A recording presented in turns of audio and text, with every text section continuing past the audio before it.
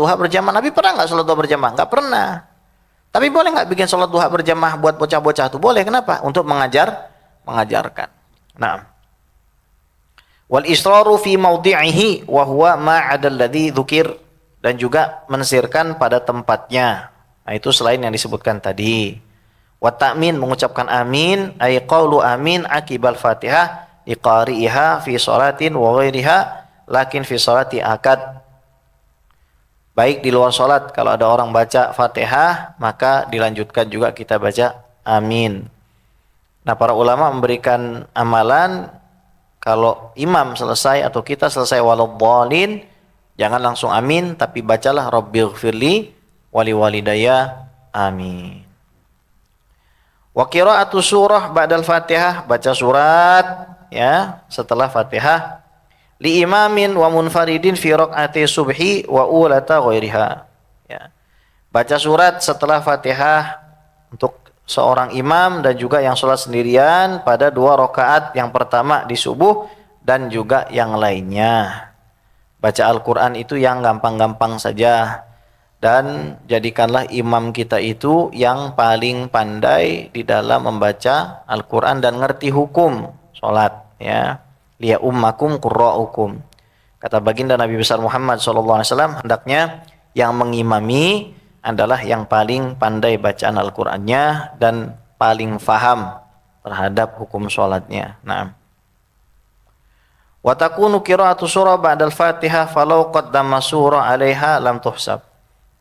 Dan surat ini harus dibaca setelah Al-Fatihah. Jadi kalau dia baca An-Nas dulu baru Al-Fatihah, nggak dihitung dia itu. Apakah batal sholatnya? Ya enggak. Nggak batal ya. Wa takbiratu 'indal khafdi lirruku'.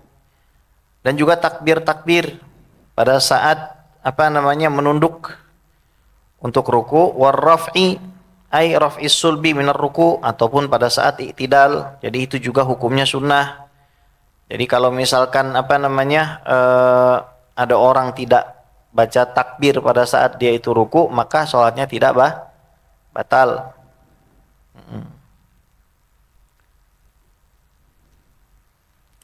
Wa qalu sami'allahu liman hamidah hina yarfa'u ra'sahu minar ruku', dan mengatakan sami'allahu liman hamidah ketika mengangkat kepalanya daripada ruku', ya. Walau qala man hamidallaha sami'alahu kafa.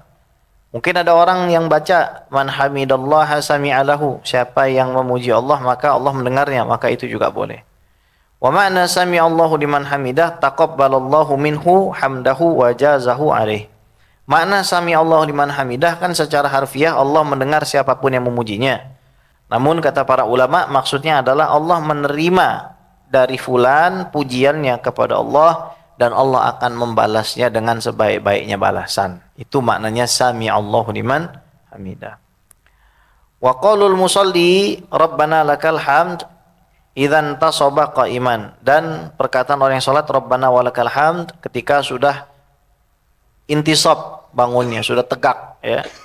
Tulangnya udah pada natap lagi pada tempatnya, balik pada tempatnya. Wa tasbihu fir ruku', dan juga tasbih pada saat ruku'. Wa adnal kamal fi hadza tasbih subhana rabbiyal azim thalathan. Dan adnal kamal sedikit-dikitnya kesempurnaan ya. Minimumnya lah, yang paling dikitnya sempurna itu membaca subhana rabbiyal azim. Lengkapnya subhana rabbil azimi wa bihamdihi. Boleh enggak ditambah? Boleh. Adada khalqik wa ridha nafsik wa zinata arsyik wa midada kalimatik. Boleh ditambah begitu, enggak apa-apa. Ya, selama itu masuk ke dalam doa tidak ada masalah. Yang penting jangan pakai bahasa selain Arab. Keluar 2 huruf menggunakan aksara huruf lain, bahkan tanah nuh berdehem negur orang, itu juga batal sholatnya. Misalkan ada yang lewat tuh atau bau kentut misalkan, nah itu batal dia sholatnya ya. 2 huruf batal. Wa tasbihu fi sujud wa adnal kamal fihi subhana rabbiyal a'la. Begitu juga sujud adnal kamal, minimum requirements-nya sedekat-dekatnya kita kepada kesempurnaan adalah minimalnya membaca subhana rabbiyal a'la 3 kali. Lebih boleh, bagus boleh. Sujud itu saya diajarkan doa oleh guru saya, Profesor Dr. Syekh Yusri Rusdi Jabar Al-Hasani. Setiap sujud itu tambahkan doa Rabbighfirli wali walidayya wali masyayikhi. Rabbighfirli wali walidayya wali masyayikhi, tambahin dan juga bagi guru-guru saya gitu ya. Wad'ul yadaini 'alal fakhidain fil julus li tasyahhudil awal wal akhir, dan meletakkan kedua tangan di atas kedua paha pada saat duduk untuk tasyahud awal dan akhir. Wa yabsutul yad al-yusra bihaitsu tusamitu ru'usu asabi'iha ar-rukbata. Jadi dibentangkan ini jari ya sampai kepada ujung-ujung pangkal-pangkal dengkul kita ini. Wa yaqbidul yad al-yumna ay asabi'aha illa al-musabbiha minal yumna. Dalam tasyahud kita disunahkan juga untuk menggenggam semua jari kecuali telunjuk. Dan ketika kita membaca illallah, disitulah kita mengangkat, ya, disitulah kita asyhadu an la ilaha illallah, ya. Dan ini bukan hanya di dalam tasyahud saja, tapi dalam setiap keadaan, ya. Makanya kalau foto kan kadang begini, ini kan simbol tauhid. Kalau bagi Bang Dai istri 1, gitu kan. Kalau Bang Anwar kan berapa? 3 gitu. Bang Sukron 4 gitu. Nah, ini simbol tauhid ya, simbol tauhid. Nah, wala yuharrikuha fa in harrakaha kuriha, dan tidak digerak-gerakin.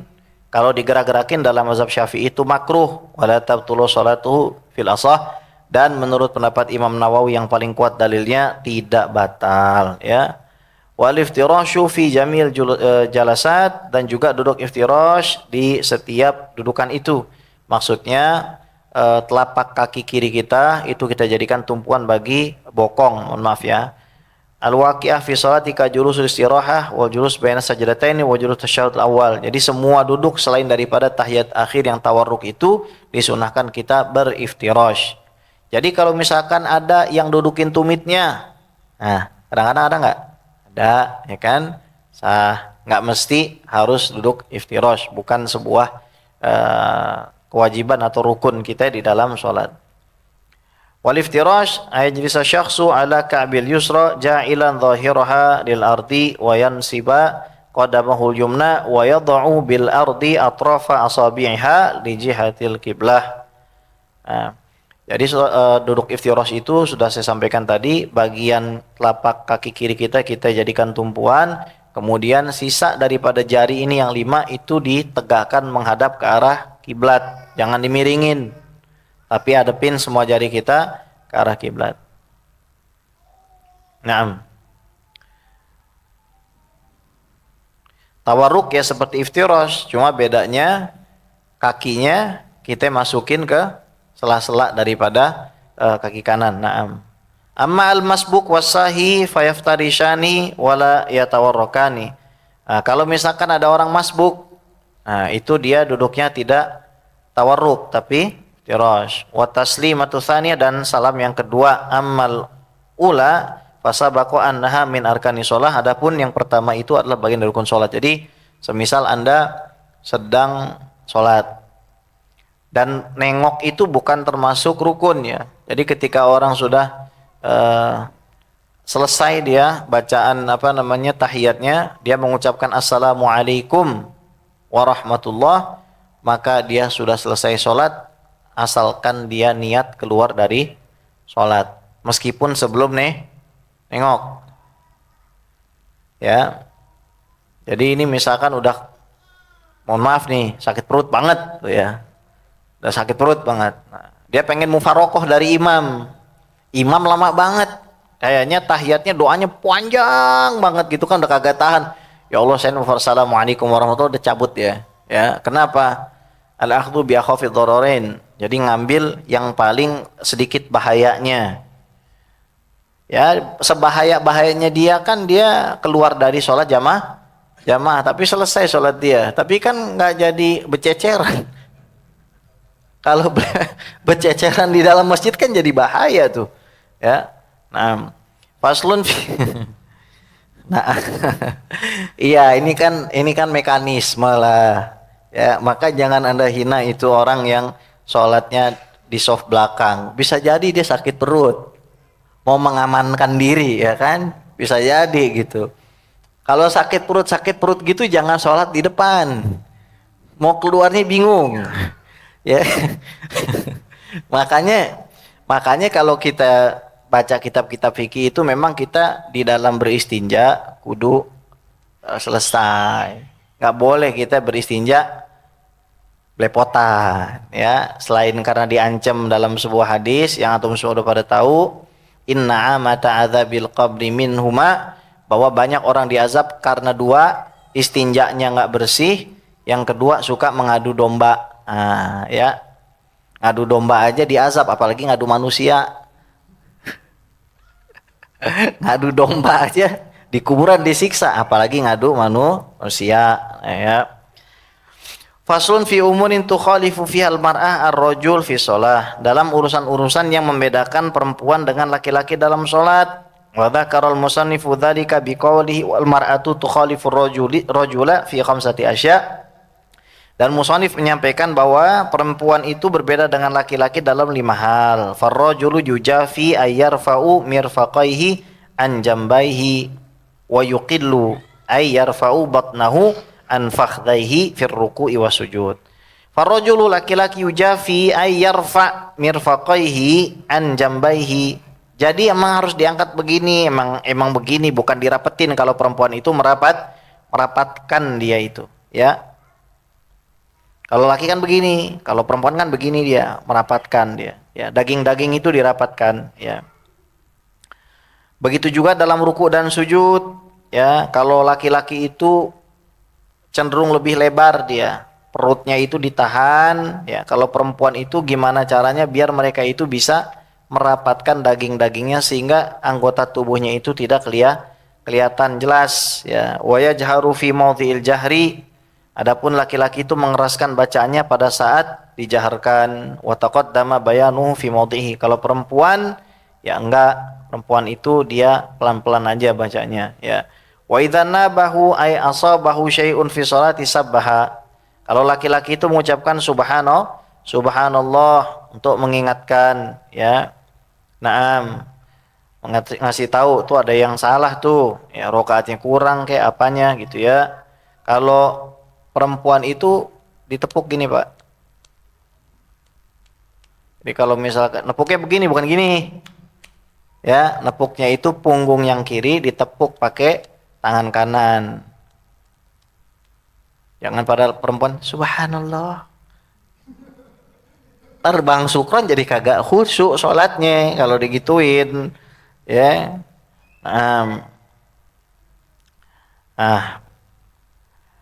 Kalau perempuan fa innaha tadumu ba'daha ila ba'din. Kalau perempuan itu merapatkan bagian-bagian tubuhnya. Dan ini pernah disampaikan Nabi. Ada perempuan itu sholatnya 2 orang, sholatnya kayak laki-laki, dia sujudnya direnggangin begini. Kemudian kata Nabi, sholat kamu berdua itu nggak bagus. Kenapa? Karena fa inna imro'ata laysat fi dzalika karajuli. Perempuan tuh nggak sama sholatnya secara beberapa hal dengan laki-laki. Fadhamma ba'dal lahmi ilal ardi. Kalau kalian fa idza sajadtuma, kalau kamu sujud maka benamkanlah sebagian daripada daging kamu itu ke bumi.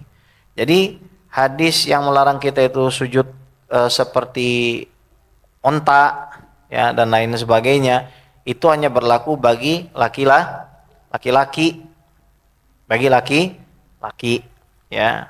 Tahu onta kan begini dia, ya. Tuh. Ya, itu bagi laki-laki makruh, ya. Kalau bagi perempuan, nah itu sunnah, dianjurkannya begitu. Nah, itu bedanya, ya. Wa takhfadu sautaha, yang kedua perempuan itu merendahkan suaranya. Ya, bihadratir rijal al-ajanib, apabila dihadiri oleh laki-laki yang ajnabi, ya, yang asing bagi dirinya.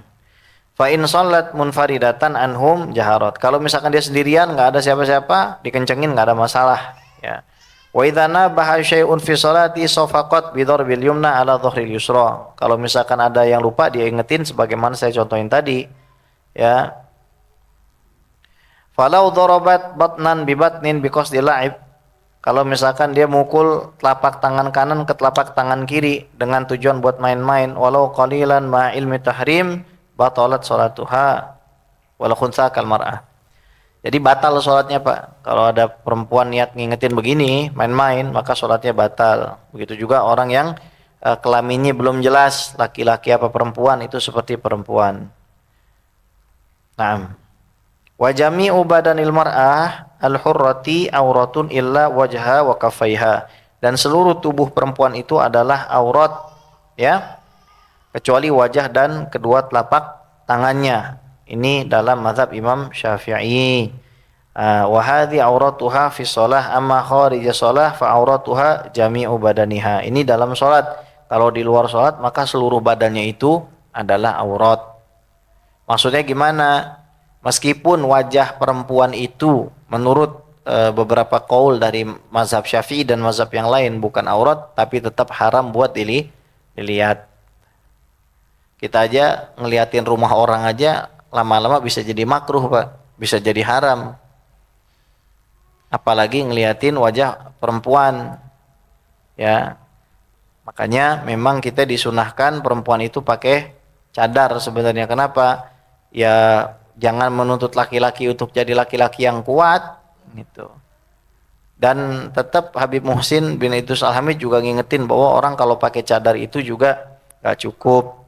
Orang kalau pakai cadar juga dia harus apa sih namanya, jangan terlalu menampilkan lekuk tubuh di media sosial. Pakai cadar, jalan diposting, jalan gitu misalkan gitu kan. Ya ini kembali lagi kepada diri kita lah, mana yang mau kita ambil buat kita, istri kita, keluarga kita. Yang terbaik itu adalah sebagaimana dikatakan Siti Fatimah ketika ditanya perempuan apa yang terbaik, adalah perempuan yang tidak pernah dilihat laki-laki dan tidak pernah melihat laki-laki kecuali yang halal baginya. Itu perempuan yang terbaik gitu. Kalau kita belum dapat keistimewaan begitu, kita harus banyak-banyak berdoa kepada Allah. Mudah-mudahan suatu hari kita dapat keistimewaan begitu. Bukan nyari lagi, bukan. Maksudnya yang udah ada langsung kan ya dirumahin. Bukan nyari lagi Pak. Jangan dijadiin modus. Kayaknya yang pertama kagak nih gitu kan. Ya udah kita cari lagi deh yang kedua biar kita dapat keutamaan. Enggak gitu juga konsepnya Pak. Ya bisa jadi berabe itu kalau begitu ya. Ya udah, mudah-mudahan kita dijaga oleh Allah SWT. Allah lapangkan semua kesulitan kita khususnya yang di Aceh, saudara-saudara kita yang di Sumatera Utara, Sumatera Barat. Mudah-mudahan Allah terus bimbing presiden kita, Allah jaga dan Allah berikan petunjuk pada beliau dan semua aparatur pemerintah untuk bisa lebih menjaga rakyatnya, untuk bisa mengayomi bangsa Indonesia ini sehingga menjadi baldatun thayyibatun wa rabbun ghafur. Ala hadhihi niyyah wa nuqnitin salihah wa la hadratin nabi sayyidina Muhammadin sallallahu alaihi wa ala alihi wa sahbihi wa salam. Sya'unillahi lana wa lahumul fatihah. A'udzu billahi minasyaitonir rajim. Bismillahirrahmanirrahim. Ar-Rahmanir-Rahim. Maliki yaumiddin. Iyyaka na'budu wa iyyaka nasta'in. Ihdinas siratal mustaqim. Siratal ladzina an'amta 'alaihim ghairil maghdubi 'alaihim waladdallin. Amin ya mujibas sailin. Rahmatika ya arhamar rahimin. Da'um fi subhanakallahumma wa tahidu fi salam wa akhiru da'wan alhamdulillahirabbil alamin. Kurang lebihnya saya mohon maaf, pada Allah saya mohon ampun. Assalamualaikum warahmatullahi wabarakatuh.